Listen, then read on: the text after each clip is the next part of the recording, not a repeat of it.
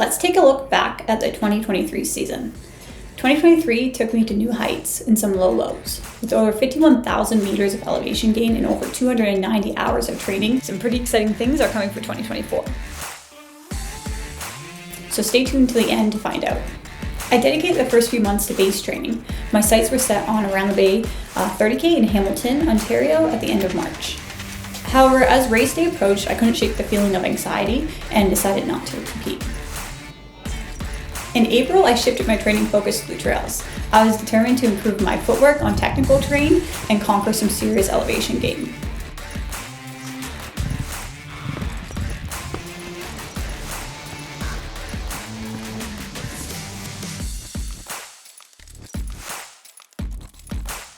By the end of May, I was well prepared to take on my first 50K of the year at Sulphur Springs race in Ancaster, Ontario.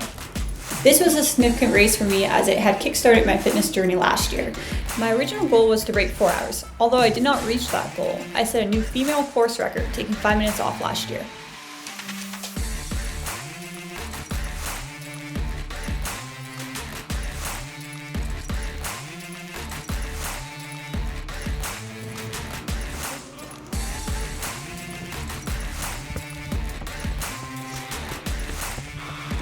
June was an uninterrupted month of training with a heavy focus on elevation gain, reaching almost 10,000 meters per month, checking out some pretty epic trails along the way. Come July, it was time to head out to Arizona for a pre-race altitude stint.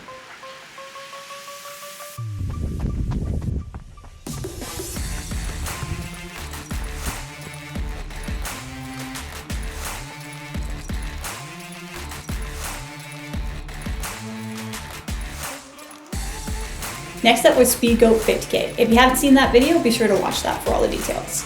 This race truly tested my limits and pushed me to my physical and mental boundaries. My goal was to finish top 10 female. I ended up coming in 12th, so pretty close, just under 8 hours.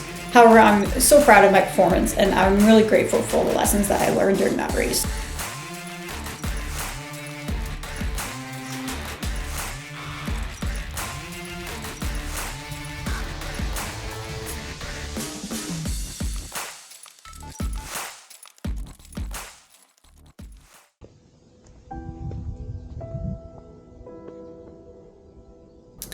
With only 7 weeks between races, I had to quickly recharge and continue training for my next challenge, the Harricana 65K in Quebec. But as the summer sun began to fade, I found myself feeling burnt out and missing the warm Arizona weather.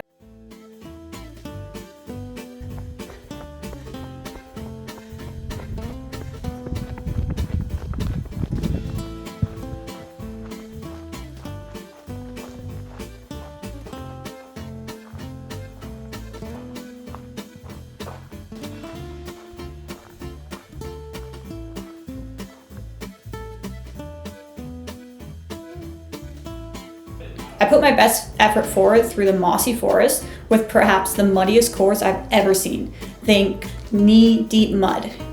I finished just 6th overall female in under 8 hours on the day. With no more races planned for the year, I took a solid 2 weeks off. Then I gradually built my training back in. I included a detour to Blue Mountain for some R&R. Of course, I snuck in some runs up the mountain for good measure.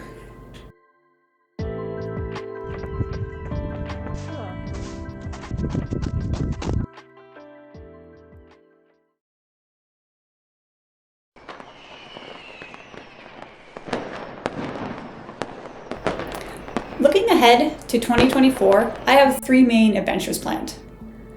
I'll open my season with Sulphur Springs 20K trail race at the end of May to break the rust. Kicking off the first adventure of the year is something I've been thinking about for years, running the Rim to Rim at the Grand Canyon. I'm joining my friend Tina for this epic adventure in early June. Just a few weeks later, I'll head out to Alberta for my destination goal race for the year, the Minotaur Sky Race. This race is hard.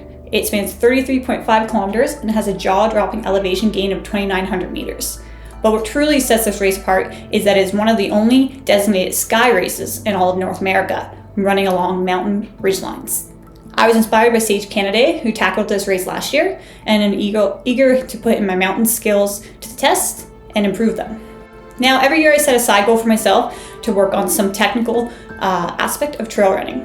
Last year I focused on perfecting my downhills to gain more, and this year I want to gain more confidence navigating over rocky terrain and high altitudes. My ultimate goal is to be skilled enough to take on some European races on my bucket list, so that's why I chose Minotaur. Just 8 weeks later, I'll be heading back to BC to run the Squamish 50K. I actually did this race back in 2022 and originally had my sights set on this race for the 50K distance. However, it sold out quickly and I was forced to take the 50 mile. Now, as my debut 50 mile, it was great. I ran sub 11 hours for the first time and I was 7th place female. But I always wanted to run the 50K there, and it happens to be the Canadian Trail Championships, so I will return for that.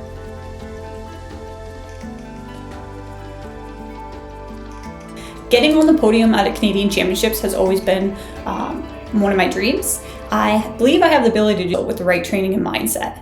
After a very successful training block leading up to the Speedgoat race, I learned a lot about what works for me and where I can improve. So with more ultra races under my belt, I'm no longer as nervous taking risks and pushing my limits during these longer events. So I've gained the confidence to start off strong instead of easing into the race, which has often put the podium out of reach.